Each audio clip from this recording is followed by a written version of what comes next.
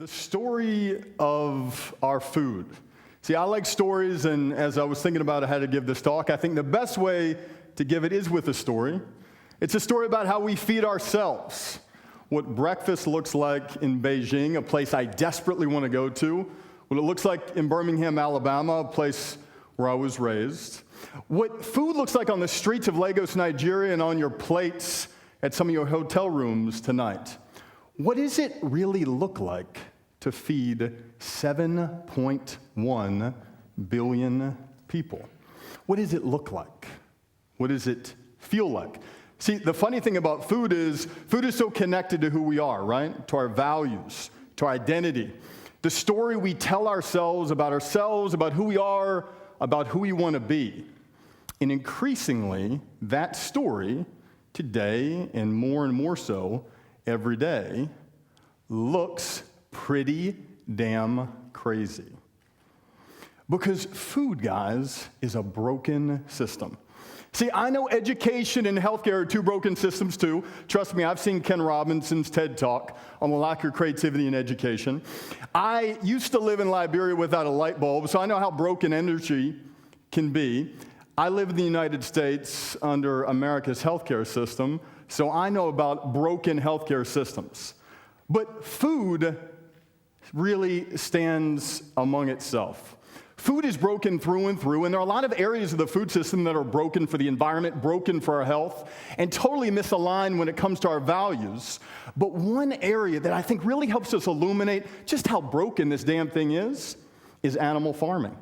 So I'm going to use animal farming, in particular egg production, as a way to illuminate the space for us, as a way to help us feel, not just hear, what's really going on. So I ask you to feel it, not just to hear it, and let's go inside an industrial warehouse that produces these eggs. Because 99% of the 1.8 trillion eggs that are laid every single year around the world are laid right here, with very limited exception. In Birmingham or Beijing or Lagos.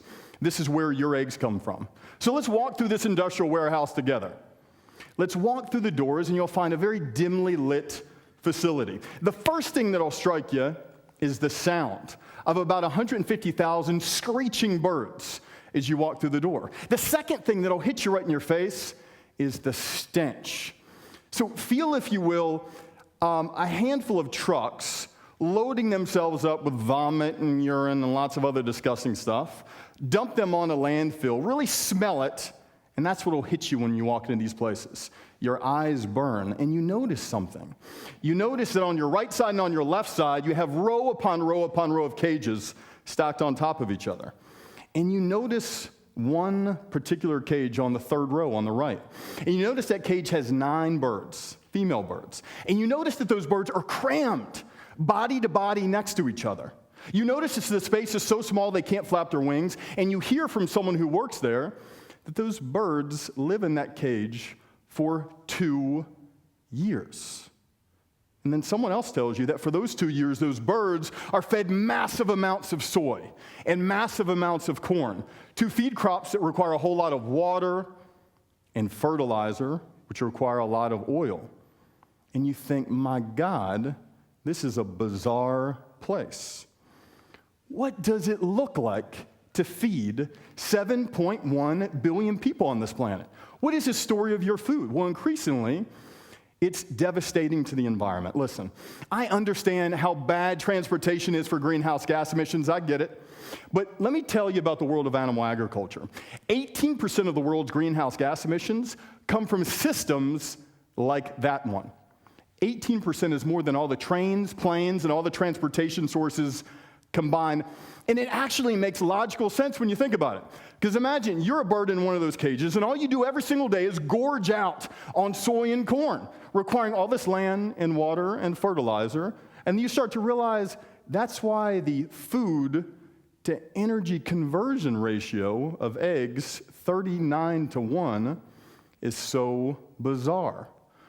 What does it look like to feed 7.1 billion people in Birmingham, in Edmonton, in Beijing today, when increasingly it looks incredibly inhumane? Because around the US, around Canada, around sub-Saharan Africa, you have these awful places called hatcheries. Now, remember that cage we saw in the third row with those 9 female birds? Well, they came from somewhere, right? This is where they came from. And they actually got lucky. Because there are people at these hatcheries where all the eggs all around the world are initially hatched, and they have one job: to sex the chicks that come out of the eggs. Sometimes males come out and sometimes females come out. And when the males come out, they go on a special conveyor belt A1. And conveyor belt A1 takes them to one of two places, either a plastic bag in which they're suffocated, or to a machine called a maturator, in which they're ground up instantaneously. What does feeding 7.1 billion people look like? What is the story of your food? Increasingly, it is hyper unsafe. And it actually makes logical sense too. Because remember those hens on the third row crammed body to body next to each other? Well, a little experiment. Take yourself, 7 of your friends, go in a bathtub for 2 years and lock the door, and let's see if any of you guys get sick. I know I'd be the first person to get sick. Right now, do yourself a favor, pull out your phone and Google avian flu outbreak and hit news. You'll be spending the next 16 and a half minutes of my talk looking at avian flu outbreaks all across the world, in Beijing and Indonesia and the Philippines, because when you body-to-body cram animals in a cage, you get these type of insane outbreaks. What does feeding 7.1 billion people look like today? It's a good question. Here's a better one. What does it look like to feed 2 billion more? And that's something I want everyone to feel and think about. Because the global stress that we're putting on our environment and the stress that we're putting on the values that we all share is already pretty serious. Now let's add 2 billion more to that equation. Now, I care about egg-laying hens. I care about food safety. I care about our health. And I sure as hell care about 70 million tons of greenhouse gas emissions being emitted to our atmosphere. But I care about this young girl more. I spent about 7 years of my life in sub-Saharan Africa, working with kids who live on the street like Susan, finding ways to get them into school. Susan lives in an area of Liberia called West Point. It's one of the rowdiest slums in the world, and she actually used to live in a brothel until an organization took her out and put her into school. And I think about Susan a lot when I think about the future of food, because another bizarre stat comes to my mind. We feed more food to the animals we eat than to the 1.3 billion people who go to bed hungry every single night. I think about another thing. I think about the fact that more than anything, I want this little girl to thrive. I want her to thrive in her classroom. I want her to thrive as a mom. I want her to thrive in every way possible. But the problem is, as people in the developing world like Susan climb up that income ladder, like of course we all want them to, they begin to eat like you and me and the westernized world. And eating like us leads to a more unsustainable planet. How do we fix that? How do we answer what is the most central of all questions? How do we feed the world, an exploding world, 9 billion people by 2050, in a way that doesn't destroy our environment, in a way that touches, not misaligns with our values? And I think for me, the answer to that is absolute and complete reinvention.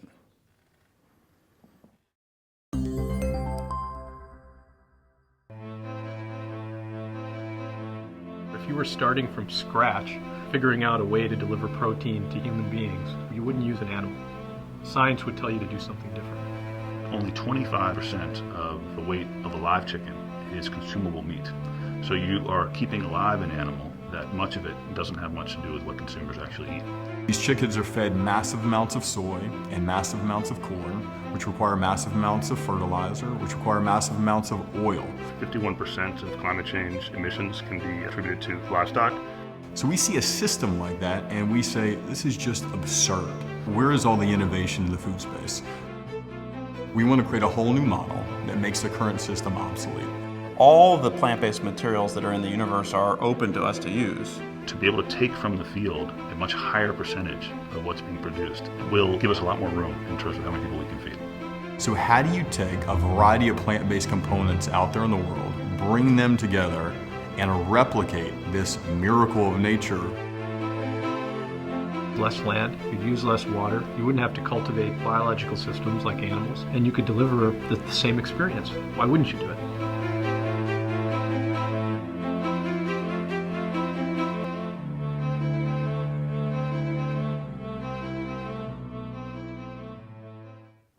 See, increasingly smart folks like Bill Gates get it. And my company, Hampton Creek, was lucky enough to have been selected by Gates as one of 3 companies that are shaping the future of our food. And this idea, this question, how do we feed 9.5 billion people by 2050, requires a dramatic response, requires total intervention. And for us, it requires what we call the gospel of 10x. Because how do you solve the problem in an incremental way? It's too much. And for us, it's about being 10 times more affordable, about being 10 times more sustainable for our biodiversity, for our climate. It's about being 10 times more nutritious for that little girl, Susan, that I was holding. It's about being 10 times more efficient in every way possible. See, I think about 10x a lot, and I think about it in the context of horse-drawn carriages. Because around the streets of Edmonton, I didn't notice that there were any horse-drawn carriages anymore. It seems like you guys have evolved, just like we have in Birmingham and San Francisco, to the car, and I think that's a good thing. I noticed that we're not killing a whole lot of whales anymore for oil. We've jumped onto something else. And I've also noticed during my time in sub-Saharan Africa and in India and other areas of the developing world that no one is building landlines anymore. They've all converted to the cell phone. And I think that possibility, that hope, lies in our food system too. And for our company, for our approach, it centers on one singular insight. Take the animal out of the equation. Because often, guys, when you take the animal out of the equation, you take the greenhouse gases out of the equation. You take the inefficiency out of the equation. You take the inhumane conditions out of the equation. And you know what you put back in? You put our values back into the equation. And we're really excited as a company to explore a world that's honestly unexplored. And it's kind of crazy when you think about it that 92% of the world's plants have not even been explored for the role in food products.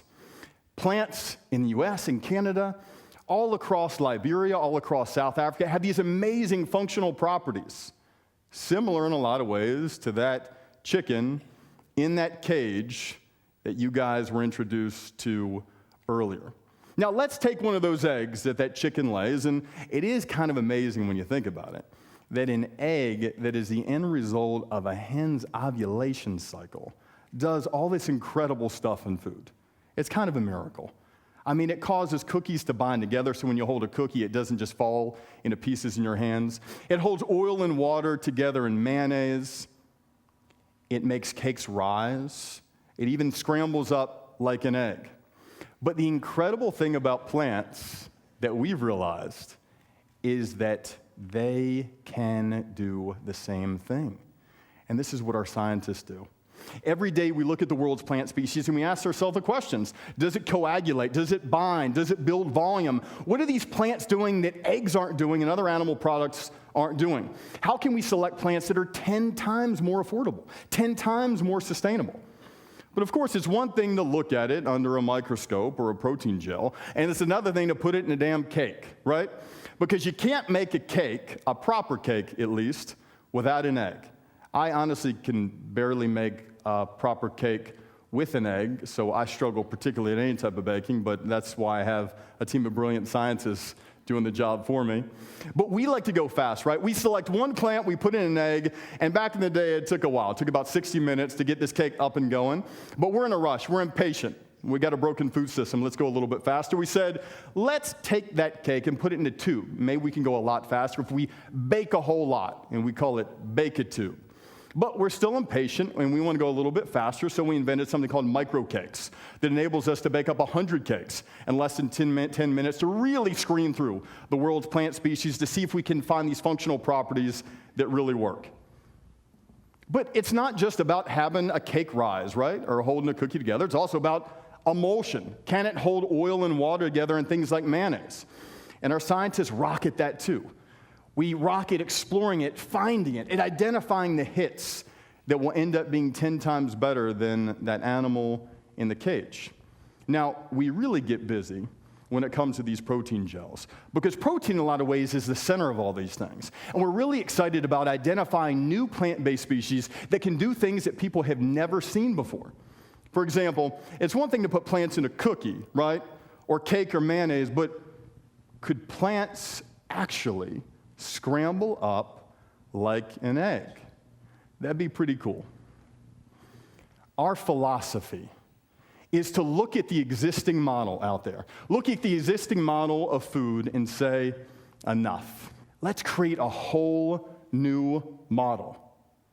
So this is the first time ever done, guys. This is a demo. We're actually going to take one single plant and see if we can put it in this pan and see if it scrambles up in exactly the same way an egg would, and then hopefully Dan the man's going to come up here and actually volunteer and eat the egg for us. So our scientists in doing all this work really, as I said, focus on that protein element. Can it coagulate? And that's really the central function of an egg when it comes to really making a scrambled egg. Can it really get coagulating right there? Hopefully the pan wasn't too hot before we got this started. I think it should work. And we probably have went through, 195 different plants to see if it could maintain these specific functionalities. Get it scrambled up there, Morgan. Break it up into pieces. And let's see, let's have Dan actually come over here and take a taste. Dan, where are you? Let's get you up here. Come on, Dan. Hold on, we gotta spice it up a little bit. Take it. So Dan, you want some hash browns first, or do you want to go right for the eggs? You mix it together a little bit. Okay. Let's do this. Cheers.